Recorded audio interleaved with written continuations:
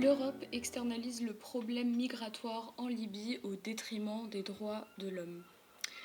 Quand femmes, hommes, enfants traversent la mer Méditerranée pour rejoindre l'Europe, ils ne craignent pas seulement la mort, mais ils craignent aussi d'être interceptés par les gardes-côtes libyens et d'être renvoyés par la force en Libye. Ils décrivent l'horreur de leur détention, le manque d'eau et de nourriture, les sévices. Tout au fond, l'un d'entre eux est allongé sur le ventre. Ses geôliers lui ont posé un parpaing en ciment sur le dos. Ils me demandent 8 000 $. Les Libyens m'ont torturé et cassé les dents. Ils ont posé une grosse pierre sur mon dos et je suis là depuis 11 mois.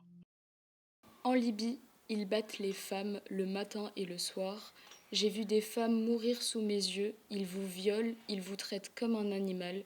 Ils battent même les enfants et les bébés. Vous devenez malade dans votre tête en restant en Libye. Voici donc le témoignage de Nia, une jeune Camerounaise de 18 ans qui a été sauvée par l'association SOS Méditerranée le 27 décembre 2023. Nia est tombée dans ce qu'on appelle le piège libyen. Les Nations Unies dénombrent au nombre de 700 000 les migrants qui tentent de rejoindre l'Europe en transitant par la Libye. Et l'OMS dénombre à 5 000 réfugiés qui seraient détenus en ce moment même dans un camp de détention libyen. Leur nombre est sans équivoque plus important, mais aucun document ne permet de le prouver. Le problème avec ces camps de détention libyens, le dénonce le commissaire des Nations Unies pour les droits de l'homme Zaïd Al-Hussein, c'est que les conditions de vie sont déplorables et ne font que se détériorer. Le commissaire dénonce aussi la participation inhumaine de l'Union européenne à cette machination migratoire. Mais alors, qu'en est-il de ces camps de détention libyens et quelles associations tentent malgré tout de venir en aide à ces réfugiés que tout le monde a abandonnés finalement? Il sera aussi question dans cette vidéo de présenter l'action de l'association SOS Méditerranée qui vient en aide pour secourir ces réfugiés qui sont en pleine mer. Alors, qu'en est-il de cet enfer libyen entre torture, travail forcé et traite humaine? Tout d'abord, le profil des rescapés qui vont être détenus dans ces camps de détention libyens. On a des femmes, on a des hommes, on a des enfants, majoritairement en tout cas ce sont des hommes, qui vont être interceptés soit en pleine mer Méditerranée, soit aux abords des frontières subsahariennes de la Libye, soit pendant un simple contrôle sur le territoire même libyen, où parfois ces réfugiés vont être kidnappés par les forces libyennes. Les motifs des arrestations sont abominables parfois. On a l'exemple d'Adam, 28 ans, un Éthiopien qui va être arrêté à Benghazi car il est chrétien. Le problème en Libye, c'est que l'état de droit n'est pas acquis. Et donc, les arrestations sont complètement aléatoires et les réfugiés n'ont pas l'occasion de se défendre et sont systématiquement envoyés en camp de détention. C'est un système dit arbitraire. Comment fonctionnent ces camps de détention libyens? Il faut savoir que le département pour la lutte contre la migration illégale est sous le contrôle du ministère de l'Intérieur libyen. Ce département contrôle une trentaine de camps de détention.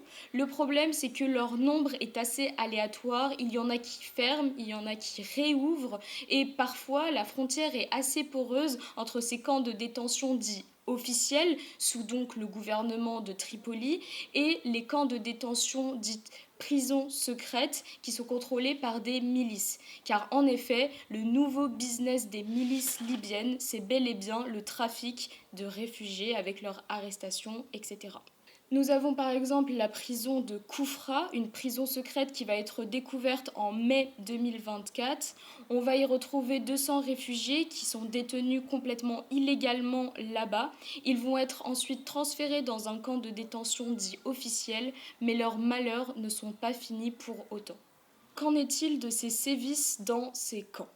Tout d'abord, les conditions sanitaires sont déplorables. Parfois, il n'y a pas de toilettes. Les conditions sont si déplorables que les maladies et les infections ne font que proliférer. Médecins sans frontières estiment qu'un individu, conformément à la Convention européenne des droits de l'homme, nécessite environ un espace personnel de 3 mètres carrés minimum.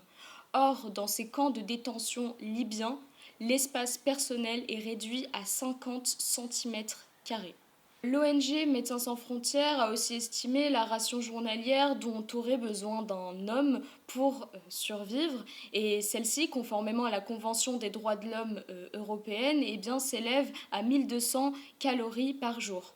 Or, les détenus ne reçoivent à peine que 800 calories par jour. Les conditions d'accès aux soins sont aussi presque inexistantes. Des femmes rapportent par exemple que des bébés, faute d'assistance médicale, ont été laissés pour morts dans ces camps de détention. Concernant les sévices sexuels, car oui, il y a de la prostitution forcée dans ces camps de détention. Aïcha, une détenue guinéenne qui va être donc relâchée un peu plus tard, rapporte « J'ai quitté un cauchemar pour me retrouver en enfer ». En effet, celle-ci va être détenue dans un camp de détention libyen et va donc être forcée à avoir des rapports non consentis avec des hommes qui viennent payer. Elle ne voit que très rarement ses proxénètes qui ne lui ouvrent que pour lui donner parfois un peu de nourriture.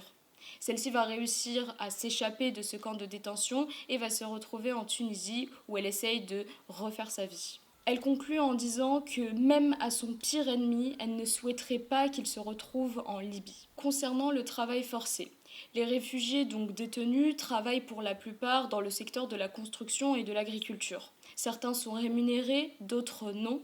Un Gambéen rapporte « J'ai été forcé à travailler pour ramasser des cadavres de personnes migrantes. Les corps sont placés dans des fosses communes, parfois il ne reste que la tête. Ces derniers temps, il y avait aussi des corps de femmes enceintes. » Maintenant, nous arrivons au pire, nous arrivons à l'impensable, le néo-esclavagisme. Car en effet, des reporters CNN ont filmé sur la place publique en Libye des ventes de réfugiés.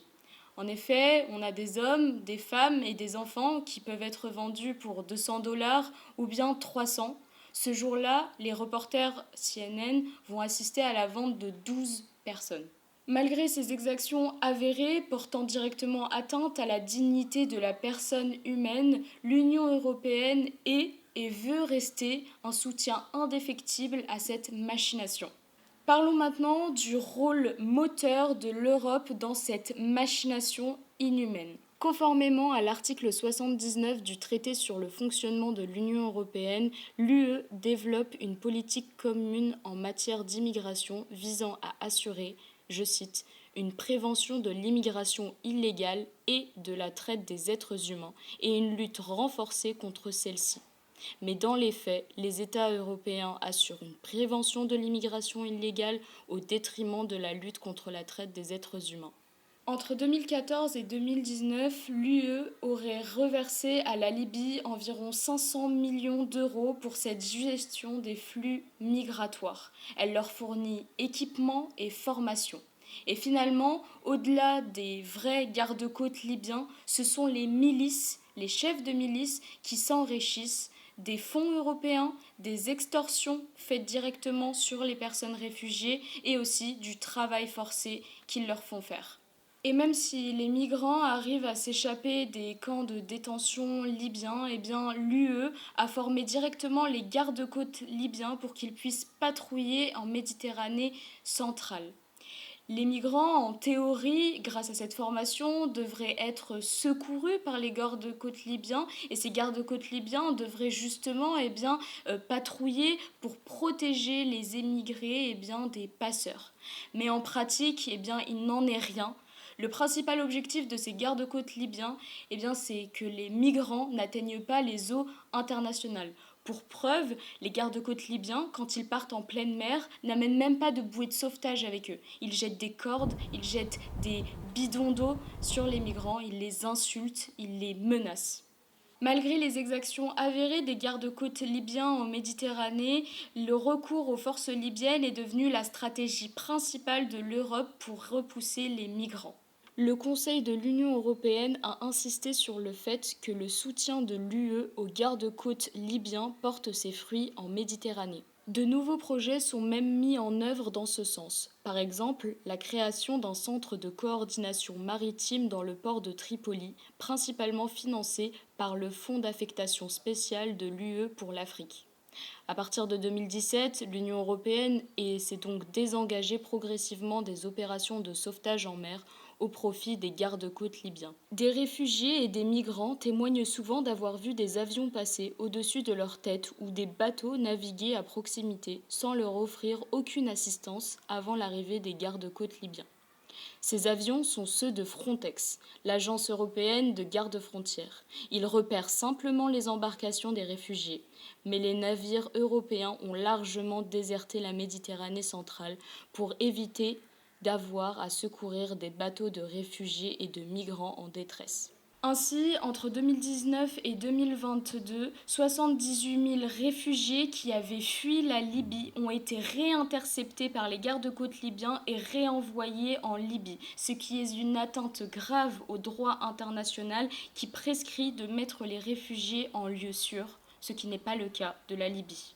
L'Union européenne se sert délibérément du manque d'institutions, du chaos politique et juridique et de la pauvreté croissante qui règne en Libye pour instaurer un système migratoire basé sur la corruption et la violence. Face à ce désengagement avéré de l'Union européenne, des associations se sont formées pour justement venir en aide, secourir ces réfugiés laissés en pleine mer, comme par exemple l'association SOS Méditerranée. Sauver, protéger, témoigner. Voici ce que prévoit l'association SOS Méditerranée. SOS Méditerranée est une association créée en 2015. Elle est présente en France, en Allemagne, en Suisse et en Italie.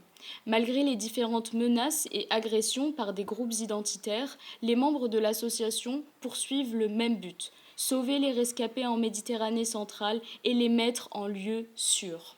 Entre 2016 et 2025, 41 567 rescapés ont été sauvés et mis en lieu sûr. Les membres de l'association sont eux aussi confrontés aux menaces, voire aux attaques des gardes-côtes libyens lors de missions de sauvetage. Et les États européens ne sont pas en reste. Par des procédures administratives ou juridiques, ils entravent l'action des associations de sauvetage, dont SOS Méditerranée. Leurs actions sont complexifiées par l'Italie notamment, qui tente d'allonger les délais de sauvetage et leur propose uniquement des ports d'amarrage très éloignés des zones de sauvetage. Ils sont soumis de sauver qu'une embarcation par ronde en mer et s'ils ne respectent pas cette condition, ils doivent payer une amende. Ainsi, la responsabilité du gouvernement libyen est incontestable, bien évidemment. Mais il ne faut pas aussi oublier le rôle clé que joue l'Union européenne dans cette machination abominable. N'hésitez pas d'ailleurs à vous informer sur les associations telles que SOS Méditerranée qui tiendra une conférence pour Iségoria le 5 mars 2025 à Sciences Po Rennes. Merci pour votre écoute et votre attention.